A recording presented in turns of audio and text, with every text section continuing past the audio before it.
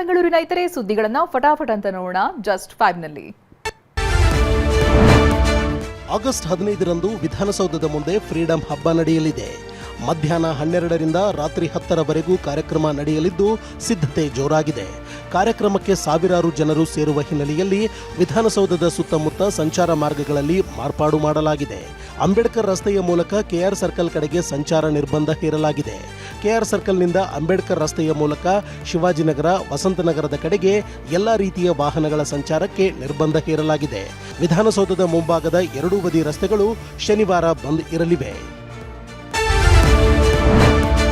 Sandalwood ನಟಿ ಸಹೋದರಿ ಮೇಲೆ ಅತ್ಯಾಚಾರ ನಡೆದಿರುವ ಆರೋಪ ಕೇಳಿಬಂದಿದೆ.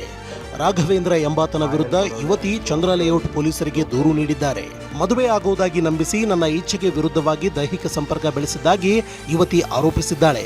ಆದರೆ ಯುವತಿ ವಿರುದ್ಧ ರಾಘವೇಂದ್ರ ತಲಘಟ್ಟಪುರ ಪೊಲೀಸ್ ಠಾಣೆಯಲ್ಲಿ ಬ್ಲ್ಯಾಕ್ ಮೇಲ್ ಪ್ರತಿ ದೂರು ನೀಡಿದ್ದಾರೆ. ಚಂದ್ರ ಲೇಔಟ್ ಪೊಲೀಸರು ರಾಘವೇಂದ್ರನನ್ನ ಬಂಧಿಸಿದ್ದಾರೆ. ಕೇರಳ ಮೂಲದ ಪಿಎಫ್ ಉದ್ಯೋಗಿ ಮೇಧಾ ನಿನ್ನೆ ಎಲೆಕ್ಟ್ರಾನಿಕ್ ಸಿಟಿ ಸಮೀಪದ ಅನಂತನಗರದ ಬಳಿ ಅಪಘಾತದಲ್ಲಿ ಮೃತಪಟ್ಟಿದ್ರು.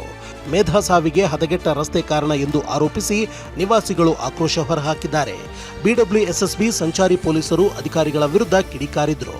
ಆದರೆ ಅಪಘಾತ ನಡೆದ ಸ್ಥಳದಲ್ಲಿ ಯಾವುದೇ ಕಾಮಗಾರಿ ನಡೀತಾ ಇರಲಿಲ್ಲ ಅಂತ ನಗರಸಭೆ ಅಧಿಕಾರಿಗಳು ಕಾರಣ ಕೊಡ್ತಿದ್ದಾರೆ. ಇನ್ನು ಅನುಮತಿ ಇಲ್ಲದೆ ಪ್ರತಿಭಟನೆ ನಡೆಸಿದ್ದಕ್ಕಾಗಿ ಹೆಬ್ಬಗೋಡಿ ಪೊಲೀಸ್ ಠಾಣೆಯಲ್ಲಿ ಪ್ರಕರಣ ದಾಖಲಾಗಿದೆ.